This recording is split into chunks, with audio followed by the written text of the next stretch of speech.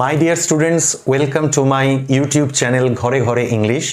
ভালো লাগলে অবশ্যই সাবস্ক্রাইব করবে, লাইক কমেন্ট শেয়ার করবে, আর কি ধরনের ভিডিও তোমরা চাও কমেন্ট বক্সে জানাবে। আরও একটি গ্রামার ক্লাস নিয়ে আমি হাজির হয়েছি, যে গ্রামার প্রতিটি ক্লাসের পরীক্ষায় পড়ে এবং বিশেষ করে মাধ্যমিকে এই ধরনের গ্রামারই আসে। তো তোমরা এইগুলোকে প্র্যাকটিস করলে কিন্তু পরীক্ষায় অবশ্যই সাকসেসফুলি সব গ্রামার সলভ করতে পারবে। দেখো, প্রথমে রয়েছে right form of the verbs, এখানে বসাতে হবে। সাবজেক্টকে এক্সামিনেশন, এখানে আমি দেখতে পাচ্ছি যে ভার্বগুলো রয়েছে সবকটাই প্রেজেন্টে আছে। এবার এইটা রয়েছে কি অ্যাক্টিভে এবং প্রেজেন্ট ইনডেফিনাইটেই আছে। তো এক্সামিনেশন তো কাউকে নেয় না, এক্সামিনেশন তো কোনো এক ব্যক্তি সত্তা না যে কাউকে গ্রহণ করবে। এক্সামিনেশনকে গ্রহণ করা হয় বা এক্সামিনেশনটা নেওয়া হয়, তার মানে স্কুল কর্তৃপক্ষের দ্বারা এক্সামিনেশন নেওয়া হয়, তাহলে এটা প্যাসিভ। তাহলে এই দুটোই প্যাসিভে আছে, কিন্তু এক্সামিনেশন থার্ড পারসন সিঙ্গুলার, তাহলে তো আমার থার্ড পারসন সিঙ্গুলারের সাথে আর হবে না। তাহলে উত্তর কোনটা হবে? Is taken. তাহলে আমি এখানে লিখে দিলাম ইজ টেকেন। এবারে দেখো, পরীক্ষাটা নেওয়া হয় কেন? টু আমাদের প্রগ্রেস, পড়াশোনায় আমাদের কতটা প্রগ্রেস হচ্ছে সেটাকে একটু টেস্ট করে নেওয়া, বা সেটাকে একটুকুনি চেক করে নেওয়া, বা সেটা একটু পরীক্ষা করে নেওয়া। তাহলে টুর পরে ভার্বের প্রেজেন্ট ফর্ম হয়, কারণ ইনফিনিটিভ, পরীক্ষা করে নিতে যে কতটা তাদের প্রগ্রেস হয়েছে, আমাদের কতটা প্রগ্রেস হয়েছে। তাহলে এই টেস্টিংটা হবে না। আইএনজি ভার্ব যেটা রয়েছে, আইএনজি পার্টিসিপল, সেটা টুর পরে হবে না। আর এই টেস্টটা, এটা প্রেজেন্টে আছে আমি মানছি, কিন্তু এই টেস্ট মানে স্বাদ নেওয়া, কিছু জিভ দিয়ে খেয়ে টেস্ট করা, সেটা হবে না। হবে এই টেস্টটা, এটাও প্রেজেন্ট, এটাও প্রেজেন্ট, কিন্তু টেস্ট মানে কি কোনো কিছু খাবারের স্বাদ নেওয়া, সেটা তো হবে না। তাহলে উত্তর কোনটা হবে? এইটা। তাহলে আমি এখানে লিখে দেবো TEST, টেস্ট। তাহলে পরীক্ষাটা নেওয়া হয় আমাদের পড়াশোনায় কতটা আমরা প্রগ্রেস করেছি সেটাকে যাচাই করে নিতে, এই যে টেস্ট করতে, সেই জন্য টুর পরে ভার্বের কি হবে? Present form. উই শুডের পরে এই যে modal auxiliary should, prepare for it seriously, এই এক্সামের জন্য আমাদের সিরিয়াসলি প্রিপেয়ার হওয়া উচিত। তাহলে শুড একটা মডাল অক্সিলারির পরে ভার্বের প্রেজেন্ট ফর্মটাই হয়। হ্যাঁ, এই যে প্রিপেয়ার দেখছো, এটা হতে পারতো যদি শুডের পরে একটা বি থাকতো, শুড বি, তাহলে সেটা প্যাসিভে প্রিপেয়ার্ড পাস্ট পার্টিসিপল হতে পারতো, কিন্তু এটা হবে না, যেহেতু শুডের পরে কোনো বি নেই, শুধু শুড আছে, শুডের পরে ভার্বের প্রেজেন্ট ফর্মটাই হবে। আরে প্রিপেয়ারিং তো হবেই না, তাহলে আমি এখানে এইটাই হবে সঠিক উত্তর। আমি লিখবো কি? প্রিপেয়ার। কি বলছে দেখো, শুরু হচ্ছে একটা ইম্পারেটিভ সেন্টেন্স দিয়ে, মানে তোমাকে একটা সাজেশন বা অ্যাডভাইস দিচ্ছে যে গিভ অ্যাটেনশন, মনোযোগ দাও। কিসের প্রতি মনোযোগ? পড়াশোনার প্রতি মনোযোগ দিতে বলছে। অ্যাপ্রোপ্রিয়েট প্রিপোজিশন অ্যাটেনশনের পরে কি হবে? টু, অর্থাৎ তোমাকে পড়াশোনার প্রতি মনোযোগ দিতে বলছে। কারণ কি না, এই পড়াশোনায় কি করতে পারে? Enriches, present ইনডেফিনাইটে।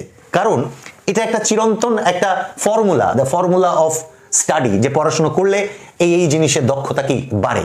তো সেটা 1000 বছর আগেও যেমন সত্য ছিল, আগামী দিনগুলোতেও সত্য থাকবে। সুতরাং এই জন্যই এটা প্রেজেন্ট ইনডেফিনিটে আছে।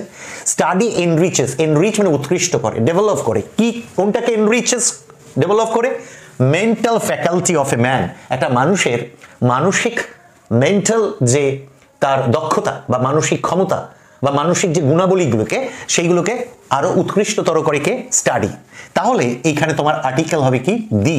কোনটাকে করে? The mental faculty of a man and makes one, এবং কোনো একজনকে, সে তুমি আমি যে কেউ হতে পারি, মেক্স ওয়ান ফিট, আমাদেরকে উপযুক্ত করে ক্রিয়েটিভ থিঙ্কিং, সৃজনশীল সৃষ্টিমূলক চিন্তাভাবনা করার দক্ষতার জন্য, চিন্তাভাবনা করার জন্য আমাদেরকে পারফেক্ট, অ্যাডিকুয়েট, উপযুক্ত, অ্যাপ্রোপ্রিয়েট করে তোলে। তাহলে ফিটের পরে কি হবে? Fit for.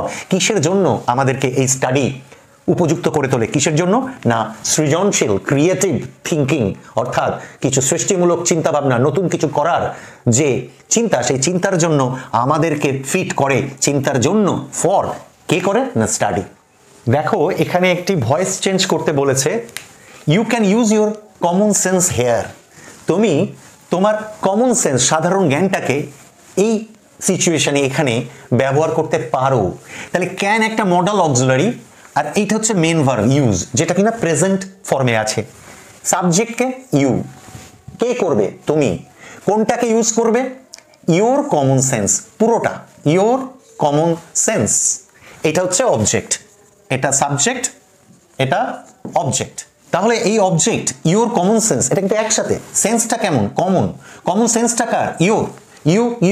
ইউর যে পজেসিভ ফর্ম, সেই ইউর সামনে থেকে পিছনে যাক, পিছন থেকে সামনে আসুক, তার কিন্তু কোনো চেঞ্জ হয় না। যেমন আই, মি, মাই, ওই মাইটা আগে আসুক কি পরে যাক, তার কিন্তু কোনো চেঞ্জ হবে না। তাহলে পুরোটাই আগে এলো ইউর কমন সেন্স, তারপরে মডাল অক্সিলারি ক্যান বসিয়ে দিলাম। এবার আমার নিয়ম হচ্ছে এই যে মূল ভার্বের যে 3 নম্বর ফর্ম করব, প্যাসিভ করতে গেলে মূল ভার্বকে 3 নম্বর ফর্ম পাস্ট পার্টিসিপল করার আগে একটি প্যাসিভ এলিমেন্ট দিতে হয়। সেই প্যাসিভ এলিমেন্টগুলো কি আগের ক্লাসগুলোতে বিস্তারিত আলোচনা করেছি। সেটা কখনো অ্যামিজার রূপে আসতে পারে, কখনো ওয়াজ ওয়ার, কখনো বিইআইএনজি বিইং রূপে আসতে পারে, কখনো বিডব্লিউএন বিন রূপে আসতে পারে, কিন্তু কিছু একটা আসতেই হবে যাকে আমি নাম দেই প্যাসিভ এলিমেন্ট। কিন্তু যখন দেখবে মডাল অক্সিলারি রয়েছে can, could, should, would, shall, will, তাদের ক্ষেত্রে প্যাসিভ এলিমেন্ট কে বসবে? বি। এবং সেটা বসবে কোথায়? এই অক্সিলারি ভার্বের পরেই এই প্যাসিভ এলিমেন্টটা বসবে। এবং বসবে কোথায়? এই যে মূল ভার্বটা কত নম্বর হবে? 3 নম্বর। কারণ প্যাসিভ করতে গেলে অ্যাক্টিভ থেকে অবশ্যই মূল ভার্বকে কত নম্বর করতে হবে? 3 নম্বর। কিন্তু সে 3 নম্বর হওয়ার ঠিক আগে আমার এই প্যাসিভ এলিমেন্টটা বসিয়ে দিতে হবে। তাহলে এটা ক্লিয়ার করে মনে রাখবে যে যখনই can, could, shall, should, will, would, may, might, must এই ধরনের মডাল অক্সিলারি থাকবে, তারপরে তোমাকে প্যাসিভ এলিমেন্ট বি কিন্তু দিতেই হবে। এইটা দেবে, তবে পরে তুমি এই ইউজ ভার্বের পাস্ট পার্টিসিপলটা করতে পারবে। করার পরে পরবর্তী যে স্টেপ, এই যে সাবজেক্টকে অবজেক্টে আনতে হবে, তার আগে একটা কিন্তু বাই বসাতে হবে। এই বাই বসানোটা কিন্তু ভয়েস চেঞ্জের মানে প্যাসিভে করার আরেকটি স্টেপ। বাই বসাবে, আর তুমি জানবে ইউর যদি 3টে ফর্ম আমরা মুখস্থ করি, যেমন I, me, my, you, your, অর্থাৎ ইউর সাবজেক্ট ফর্মও ইউ, অবজেক্টে গেলেও সেটা কি ইউই হবে, অর্থাৎ ইউটাই থেকে যাবে। এই ইউ হলো, লাস্টে হেয়ারটাকে কি বসিয়ে দিলাম, এই যে হেয়ার, আদার্স বা লেজুর অতিরিক্ত যেটা, সেটা এখানে বসিয়ে দিলাম। এটাকে আবার কিন্তু দেয়ার করো না, হেয়ারটা দেয়ার হয় কিন্তু সেটা ন্যারেশনে, এই ভয়েস চেঞ্জে কিন্তু হেয়ারই থাকবে। দেখো এই যে ন্যারেশন চেঞ্জটা করতে বলেছে, এখানে দ্য টিচার হচ্ছে বক্তা, এবং টিচার বলছে কাকে? আমাকে। এই যে মি, এটা হচ্ছে কি? শ্রোতা। তাহলে টিচার আমাকে বলছে গো টু ইউর ক্লাসরুম। তাহলে এই যে বাক্যটা শুরুতেই একটা ভার্বের কি প্রেজেন্ট ফর্ম রয়েছে, শুরুতেই ভার্বের প্রেজেন্ট ফর্ম রয়েছে গো, অর্থাৎ টিচার আমাকে আদেশ করছেন। এটাকে বলে ইম্পারেটিভ সেন্টেন্স। এই ইম্পারেটিভ সেন্টেন্সের ক্ষেত্রে এই যে রিপোর্টিং ভার্ব সেই টু, তার জায়গায় তিনটে ভার্ব আসতে পারে, অর্ডার্ড, রিকোয়েস্টেড অথবা অ্যাডভাইজড। কিছু না বুঝতে পারলে এখানে টোল্ডও লেখা যেত। কিন্তু টিচার তো কি করবে? একজন টিচার আমাকে কি করতে পারে? স্টুডেন্ট আমাকে কি করতে পারে? অর্ডারই তো করবে। যদি তর্কের খাতিরে ধরে নিই এখানে একটা প্লিজ থাকতো, টিচার বলছে please go to your classroom, তাহলে অবশ্যই আমি এখানে রিকোয়েস্টেড লিখতাম। কিন্তু আমি এখানে শুরু করলাম, পুরো বক্তা বসিয়ে দিলাম দ্য টিচার, সেই টুটাকে কি করলাম? অর্ডার্ড। যেহেতু এটা ইম্পারেটিভ সেন্টেন্স, টিচার সাধারণত অর্ডারই করবে। তারপরে কি বসলো? মি। এবার অন্য অ্যাসার্টিভের ক্ষেত্রে আমি আমার আগের ভিডিওতে অ্যাসার্টিভের উপর ন্যারেশন শিখিয়েছি, তো সেক্ষেত্রে বিগত ভিডিওটাতে সেক্ষেত্রে এই যে কমা কোটেশনের জায়গাটাতে দ্যাট আনছিলাম, কিন্তু ইম্পারেটিভে দ্যাট আসে না, আসে কি? টু। কি আসলো? টু। আর টুর পরে ভার্বের প্রেজেন্ট ফর্মটাই বসে যাবে। তাহলে ইম্পারেটিভ সেন্টেন্স শুরু হয়েও ভার্বের প্রেজেন্ট ফর্ম দিয়ে, আর টুর পরেও ইনফিনিটিভ ভার্বটাও কি হবে? প্রেজেন্ট ফর্ম হবে। তাহলে এই গোকে ওয়েন্ট করার কোনো দরকার নেই, যেহেতু সামনে টু বসছে। টু, গো, টু। এবার আমি আমার আগের ক্লাসে খুব বিস্তারিতভাবে আলোচনা করেছি, তবু এখানে বলছি, কোটেশনের মধ্যে যদি এই ইউর থাকে, তাহলে এই সাবজেক্ট অবজেক্ট পজিটিভ এই ইউর যদি কোটেশনের মধ্যে থাকে, তাহলে নিশ্চয়ই সেই ইউরটা এই যে টিচার বক্তা কাকে বোঝাবে? আমাকে। কারণ আমি এখানে শ্রোতা, টিচার আমাকেই বলছে ক্লাসরুমে যেতে বলছে, টিচার আমাকে বলছে তোমার ক্লাসরুমে যেতে, তার মানে কি? আমার ক্লাসরুমে যেতে। অর্থাৎ এইখানে এই ইয়োরটা দেখো কত নম্বর? 3 নম্বর। এই ইয়োরটা কাকে বোঝাচ্ছে? শ্রোতাকে বোঝাচ্ছে, তার মানে কি? মিকে বোঝাচ্ছে। কিন্তু এই মি যখন ইয়োরটাকে চেঞ্জ করবে, মানে তোমার ক্লাসরুম মানে কি আমার ক্লাসরুম, সেটা বোঝার উপায় কি? এই মি শ্রোতা এই ইয়োরটাকে চেঞ্জ করবে। কেন না? কোটেশনের মধ্যে ইয়োর থাকলে কাকে বোঝায়? শ্রোতাকে বোঝায়। তাহলে এই ইয়োরটা এই মিকে বোঝাচ্ছে, কারণ মি হচ্ছে শ্রোতা। তাহলে আমার এই মিটা ইয়োরের জায়গায় গিয়ে কি করবে? চেঞ্জ করবে। তাহলে ইয়োরের নাম্বার কত? এটা কত নম্বর? 3 নম্বর। তাহলে মি নিজে তো কত নম্বর? 2 নম্বর। তাহলে তো নাম্বারে মিলবে না, খাপে খাটবে না। তাহলে ঠিক খাপে ঠিক সাইজে মেলাতে গেলে ইয়োর যেহেতু 3 নম্বর, তাহলে মি নিজে যেতে পারছে না যেহেতু সে 2 নম্বর, তখন যেহেতু ইওর 3 নম্বর, মি তখন তার যে 3 নম্বর তাকেই এখানে কি বসিয়ে দেবে। তাহলে ইওরের জায়গায় কি চলে এলো মাই, আর তারপরে বসে গেল কি ক্লাসরুম। হয়ে গেল ইম্পারেটিভ ন্যারেশন, ভেরি ইজি। দেখুন এখানে একটা ডিগ্রি চেঞ্জ করতে বলেছে রানস ফাস্টার দেন। তাহলে ফাস্ট, ফাস্টার, ফাস্টেস্ট, তাহলে ফাস্টার তার সঙ্গে দেন রয়েছে, এটা হচ্ছে কম্পারেটিভ ডিগ্রিতে আছে, বলছে পজিটিভ ডিগ্রি করতে হবে। তো আমি ভাগ করে নিয়েছি, কার সম্পর্কে বলা হচ্ছে সুনিতা, এটা একটা পার্ট করেছি। আর এই ভার্ব নিয়ে দেখো রানস ফাস্টার দেন কম্পারেটিভ, এটা একটা পার্ট করেছি। আর লাস্টের পার্টটা কি আছে দেখো, any other girl in the class. যখন পজিটিভ ডিগ্রি করব শুধু আমার এই এনির জায়গায় একটা নো চলে আসবে, মনে থাকবে তো? নিশ্চয়ই মনে থাকবে। এনির জায়গায় একটা কি দিয়ে দিতে হবে, নো, পুরোটা আগে চলে আসবে। দেখো এই যে no other girl in the class, পুরোটা আগে চলে এলো, no other girl in the class. মাঝখানে যেটা আছে সেটা থাকলো, সেই ভার্বটা রানসই থাকলো। কেন রানস থাকলো? নো আদার গার্ল, এখানে কিন্তু আমি গার্লস বলিনি, সিঙ্গুলারই আছে। সুনিতা সিঙ্গুলার বলে ভার্বের গায়ে কি ছিল, S, present indefinite, third person singular. গার্লটাও তো থার্ড পারসন সিঙ্গুলার, তাহলে রানের গায়ে যে এসটা যেমন ছিল থাকবে। শুধু এই ফার্স্টার দেন যেটা আছে সেইটাকে পজিটিভ কি করতে হবে, ফার্স্ট। আর যেই পজিটিভ ডিগ্রি ইউজ হবে, পজিটিভ ডিগ্রির আগে একটা অ্যাজ দেবো, পরে একটা অ্যাজ দেবো।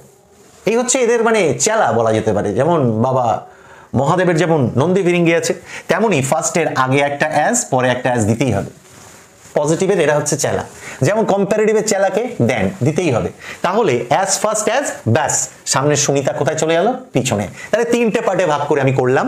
পিছনেরটা অ্যাজ ইট ইজ যেমন আছে নিয়ে এলাম, শুধু এনি আদারের জায়গায় দিয়ে দিলাম no other girl in the class. মাঝখানের পার্টটা বসিয়ে দিলাম রানস, শুধু এই ডিগ্রি, আমাকে তো ডিগ্রি চেঞ্জ করতে বলেছে তাই না?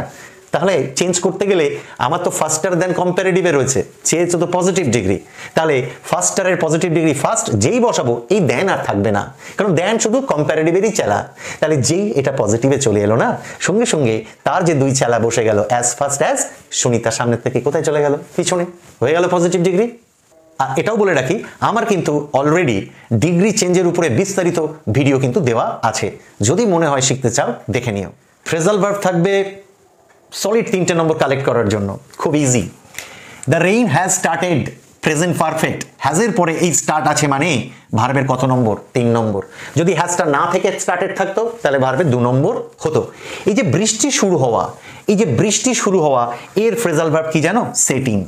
কিন্তু স্টার্টেডে কিন্তু সেট আউটও হয়। যদি বলতাম যে আই স্টার্টেড ফর কলকাতা, তার মানে কি আমি বাড়ি থেকে বেরিয়েছি কলকাতার উদ্দেশ্যে, তখন অর্থাৎ যখন গমন বোঝাবে, জীবন বিজ্ঞানে বলে না গমন, অর্থাৎ যখনই তুমি কোনো জায়গার উদ্দেশ্যে যখন স্টার্ট করবে, I start for Delhi, I start for school, তখন কিন্তু হবে সেট আউট। কিন্তু বৃষ্টি শুরু হয়েছে, বৃষ্টির তো আর এরকম আমার মতো কোনো একটা মুভমেন্ট থাকবে না যে বৃষ্টি ছুটে ছুটে কোথাও যাচ্ছে। সুতরাং সেই ধরনের স্টার্ট, যেমন বৃষ্টি শুরু হওয়া, মিটিং শুরু হওয়া, কোনো একটা মনসুন বা কোনো একটা ঋতু সিজন শুরু হওয়া, বা স্কুল শুরু হওয়া, এই ধরনের যে কোনো কিছু শুরু হওয়াতে কি হয়, সেট ইন। স্টার্টেড ভার্বের 3 নম্বর, সেটে 3টে ফর্মই কি, সেট। সুতরাং 3 নম্বর ফর্ম সেটই হবে। তাহলে আমি এখানে উত্তর কি লিখবো, লিখবো সেট ইন, হয়ে গেল। পরেরটায় চলে এসো, Rahim took care of the child. এটা টেকের পাস্ট ফর্ম কি, টুক। রহিম ওই শিশুটির যত্ন নিয়েছিল, শিশুটির দেখভাল করেছিল, এটা পাস্টে আছে। দেখাশুনো করা, দেখভাল করার ফ্রেজাল ভার্ব কি, লুক আফটার। তাহলে যদি টুক, টেক, টুক পাস্ট ফর্ম হয়, তাহলে শুধু লুক আফটার লিখলে তো নম্বর পাবো না। তাহলে লুক, কারণ এই যে লিস্টে যে ফ্রেজাল ভার্বগুলো দেওয়া থাকে প্রত্যেকটা ভার্ব কিন্তু প্রেজেন্ট ফর্মে থাকে। তাহলে যেহেতু টুক পাস্টে আছে, আমাকে এখানে শুধু লুক লিখলে হবে না, আমাকে লিখতে হবে লুকড আফটার। লিখে দিলাম লুকড আফটার। এটা সঠিকভাবে যদি লিখতে পারো, মাস্টারমশাইও তোমার লুক আফটার করবে, যত্ন নেবে, কেয়ার নেবে, যাতে তুমি এই নাম্বারটা পাও। তারপরে দেখো লেখা রয়েছে প্রত্যেককে উৎসব, সেটা ঈদ হোক কি পুজো, দুর্গা পুজো হোক, নতুন ড্রেস পরে। তাহলে এটা প্রেজেন্ট ইনডেফিনাইটে আছে, এভরিওয়ান থার্ড পারসন সিঙ্গুলার, তাহলে উইয়ারের কায়দাটা একটা এস আছে। তাহলে যে ফ্রেজাল ভার্বই নেব না কেন তার গায়েও কিন্তু কি দিতে হবে, এস।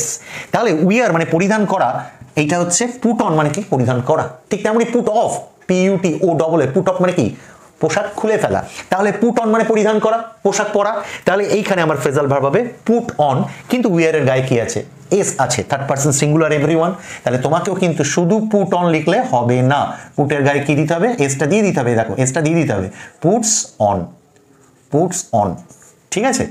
তাহলে পুট মানে এসটা তুমি যোগ করবে কার সাথে, এই যে মেন ভার্ব তার সঙ্গে প্রিপোজিশন যুক্ত হয়তো ফ্রেজাল ভার্ব তৈরি হচ্ছে। তাহলে পুট যে মেন ভার্ব যেটা তার গায়ে এসটা দিও, পুটস অন। আবার লিখে ফেলো না জানো পুট অনস, এরকম কিন্তু করো না, পুট অনস লিখলে কিন্তু নম্বর অফস হয়ে যাবে। তো আবার কোনো একটি ক্লাসে তোমাদের সামনে আসবো, তোমরা অবশ্যই সাবস্ক্রাইব করবে চ্যানেলটি, লাইক কমেন্ট শেয়ার করবে, আর সাবস্ক্রাইব করার পরে দেখবে ওপরে একটা বেল আইকন আছে, সেটাকে কিন্তু প্রেস করবে।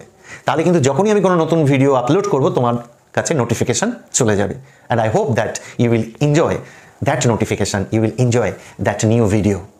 That's all for today. টাটা, গুড বাই।